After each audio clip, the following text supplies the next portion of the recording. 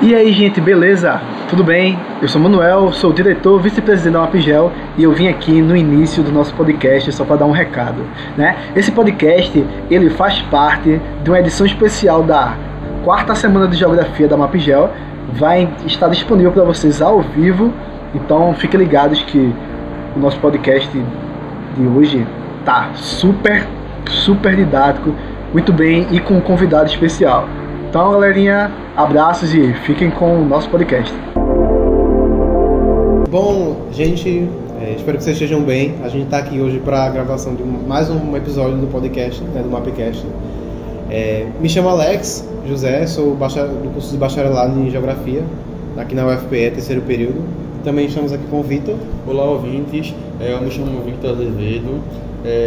Estou no terceiro período de Geografia Bacharelado na UFPE e também sou integrante da Mapigel. Bom, no dia de hoje a gente está com um ilustre professor, professor Fredson Pereira, ele que é graduado em Geografia pela Universidade de Pernambuco, especialista em ensino da Geografia na Universidade de Pernambuco também, especialista em mestre em Ecologia Humana e Gestão Socioambiental na Universidade do Estado da Bahia, doutor em Geografia Estadual pela Universidade Estadual do Ceará e professor do Departamento de Ciências Geográficas da UFPE. Bom, professor, a gente agradece a sua presença aqui no dia de hoje. Ficamos felizes que o senhor aceitou esse convite. Olá a todos, para mim é uma satisfação esse momento estar aqui participando desse podcast de vocês para a gente discutir temas relacionados, da nossa formação da geografia. Perfeito. Para a gente dar início ao nosso podcast de hoje, eu queria trazer para vocês um entendimento sobre o tema que a gente quer tratar. A gente trouxe esse tema como uma questão bem didática mesmo, inclusive vai passar na nossa programação da nossa Semana da Geografia, que é um episódio especial da Semana da Geografia, com o tema Espaço Geográfico, Economia, Cultura e Costumes do Nordeste Brasileiro. A gente trouxe esse tema para entender tanto o nosso espaço que a gente vive, quanto as marcas, que o tempo e a colonização veio deixando na nossa economia, na nossa história, nos nossos costumes. E o intuito de trazer aqui hoje algumas perguntas, um bate-papo bem descontraído. E é isso, vamos já início. Bom, professor, iniciando essa conversação, eu acho que para explicar para os nossos ouvintes de uma forma mais didática, e mais fácil de ser compreendida, o que seria esse espaço geográfico? O espaço geográfico é onde nós habitamos e onde acontecem todos os processos, todas as transformações, que é da área, vamos dizer assim, da geografia que é mais importante, onde a gente trabalha, nesse entendimento para o geógrafo, o espaço geográfico que acontece com as transformações nesse espaço. Perfeito. Eu queria saber do senhor, qual o entendimento do senhor a respeito das marcas que ficaram gravadas nessa dinâmica do espaço geográfico nordestino, por ser a região mais antiga a ser colonizada aqui no nosso país? Nós temos dois autores que a gente poderia destacar na geografia que trabalham com as questões relacionadas ao espaço, a geografia, que o primeiro deles é o professor Manuel Corrêa de Andrade, onde ele vai ter diversas contribuições, discutindo sobre a formação histórica e social do território nordestino, a partir da colonização portuguesa também, e a partir desse momento onde a gente percebe que se instalou alguns modelos no Nordeste, como o agrário exportador, da monocultura da cana-de-açúcar, onde foi utilizado principalmente nas grandes propriedades privadas e mão de obra. E com isso a gente percebe que aconteceu muita concentração de terra, e a partir dessa concentração de terra a gente vai ter alguns conflitos, e a partir desses conflitos as desigualdades sociais começaram a aparecer também, principalmente no sertão nordestino, e a vulnerabilidade social a partir dessa concentração dessa renda, é um dos autores que a gente tem esse destaque. E eu trouxe para vocês dois livros que tratam sobre essa questão, que o primeiro livro dele é o Nordeste, a Reforma Agrária ainda é necessária, né? Onde faz essa discussão, esse entendimento da importância da reforma agrária, principalmente para o Nordeste. E o outro livro do ano de 2005, que é A Terra e o Homem no Nordeste, contribuições do estudo da questão agrária também no Nordeste, né? Que discute toda essa questão do território.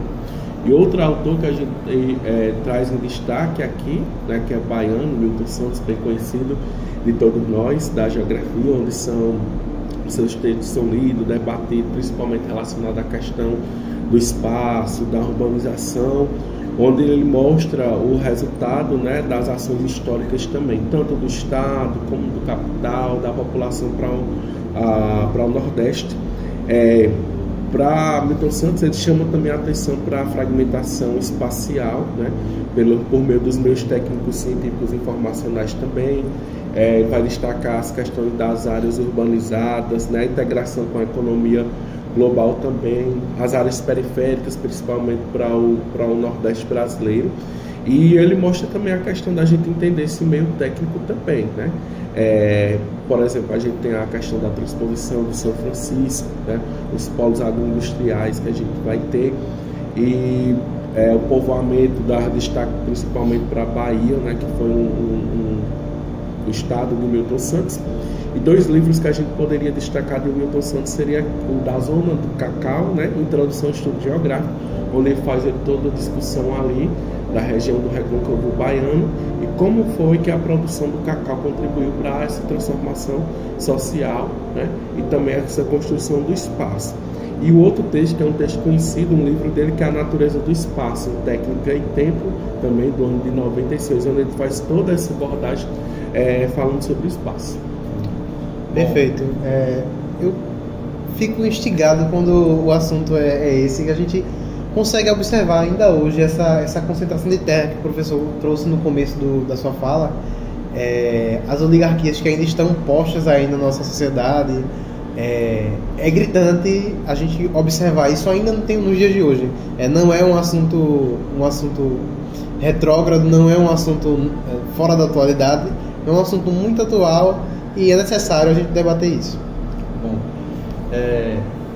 falando um pouco agora assim, do espaço geográfico, né, e abordando um pouco mais ele, mas de uma forma mais ampla, e falando um pouco, a gente sabe que o espaço geográfico ele tem uma grande diversidade, né, mas falando um pouco mais da região Nordeste, porque existe na região Sul, na região Norte, na região Sudeste, Centro-Oeste, de forma diferente, são diversidades diferentes de espaço geográfico. Mas falando do Nordeste, como é que essa diversidade desse espaço geográfico ela influencia nas atividades econômicas que existem na região Nordeste?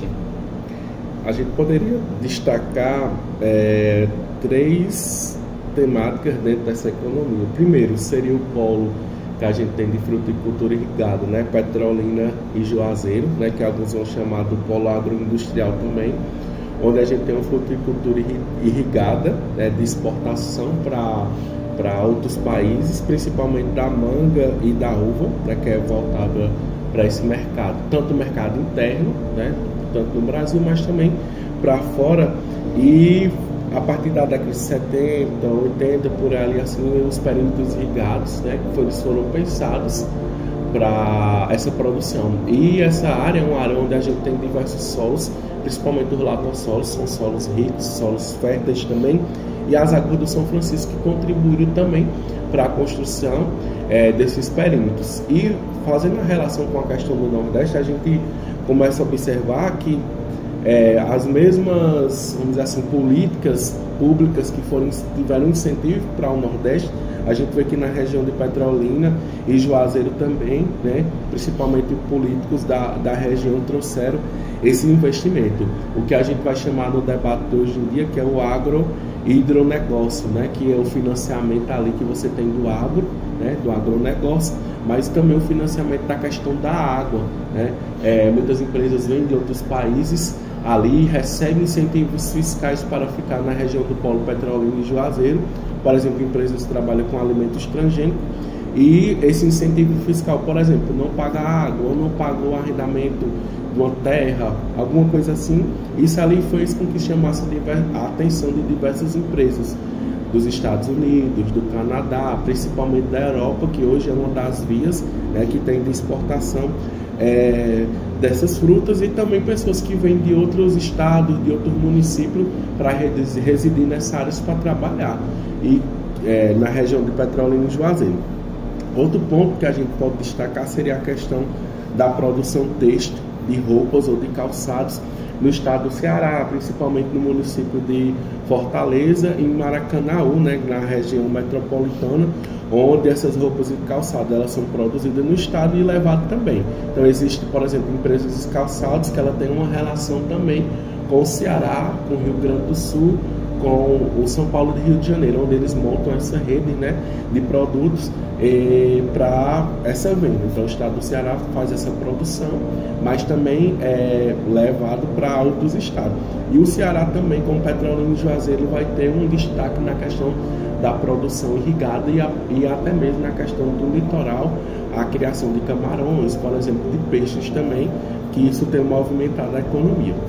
Trazendo para outra parte, a gente também tem a questão voltada para a mineração, né? A gente pode destacar o Maranhão e o estado da Bahia. No Maranhão a gente tem muita questão voltada a minérios como cobre e ferro, principalmente por uma influência ali do Pará, onde a gente tem algumas áreas de exploração, né? Que isso é levado para o estado do Maranhão, mas a gente também traz um destaque para a Bahia, né? Que hoje ela pode ser considerada o terceiro ou quarto estado mais minerado do Nordeste, onde a gente vai ter uma grande diversidade de minerais, de rochas que são encontrados na Bahia. Principalmente a gente destaca a questão do ferro e cobre, né, que são retirados por empresas também de outros países, principalmente da Europa. Então, o subsolo nordestino, né, trazendo um destaque aqui para o semiárido brasileiro, nós temos cerca de 206 tipos de minério que são explorados no semiárido brasileiro. Então são minerais de interesse econômico nacionais e internacionais,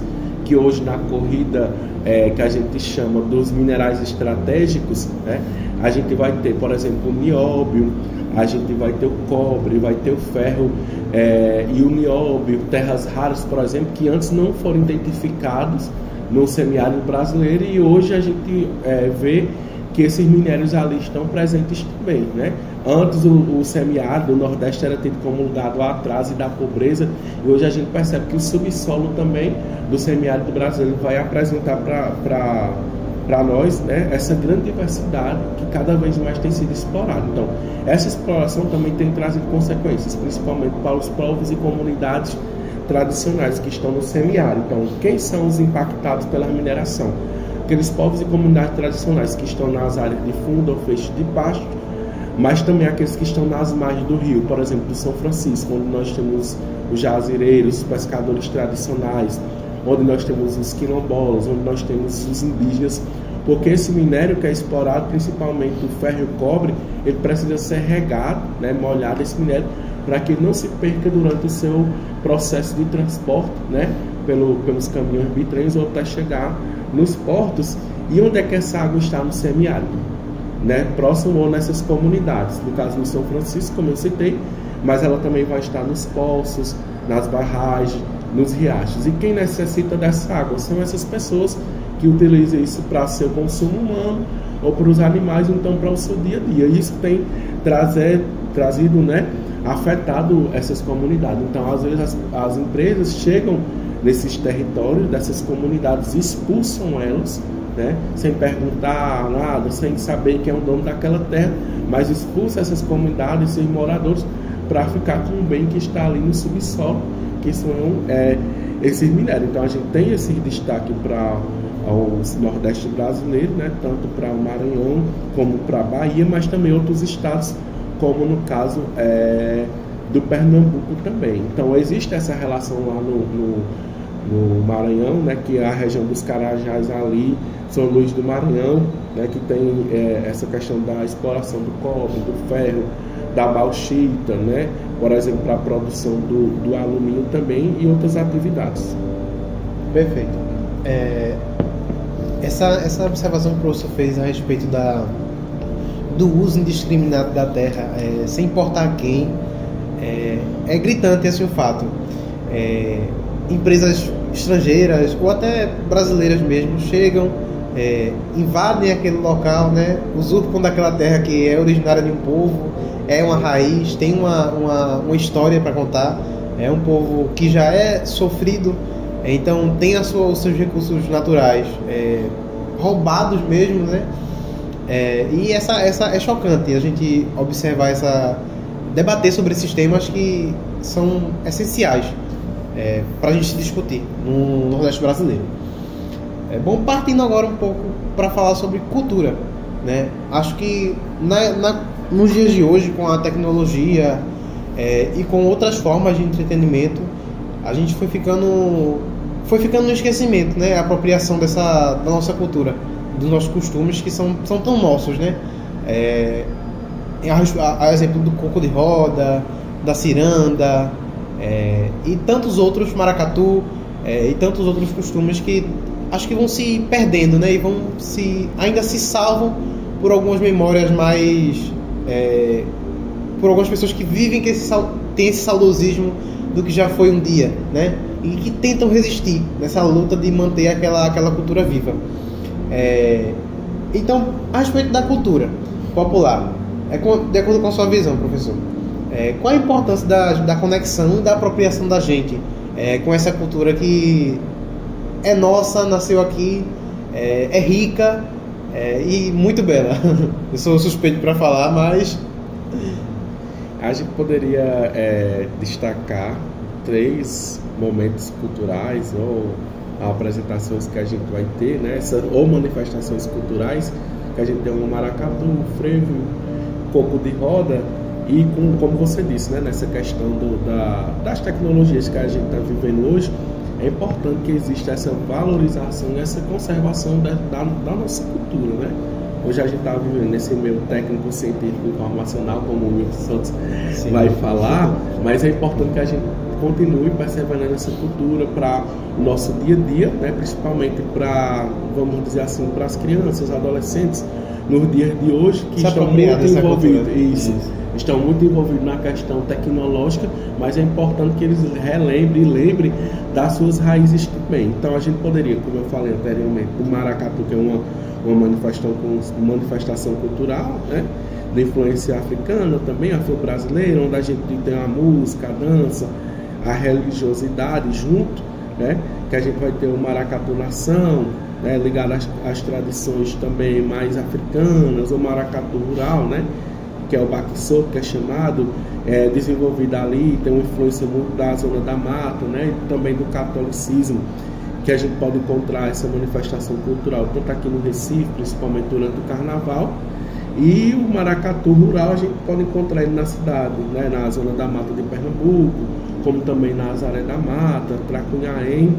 Outra manifestação cultural que a gente pode trazer um destaque para o Nordeste, no caso para o Pernambuco, o frevo, né, que é um ritmo musical também de dança, acrobacia, né, que é um dos símbolos também do carnaval pernambucano, né, que traz essa energia contagiante de apresentações também com seus passistas, né, que a gente pode trazer um destaque para Recife, para Olinda, durante a apresentação dos carnavais também, né, ou ao longo do ano nas suas apresentações culturais, que o frevo a gente tem esse destaque no Pernambuco, mas se você for para outros locais de outros estados, até outro mesmo país, às vezes você encontra também essas apresentações culturais do Brasil, trazendo destaque para o Nordeste. Então, às vezes, quando se fala em Nordeste, então Pernambuco já se associa, no caso, ao frevo também, né?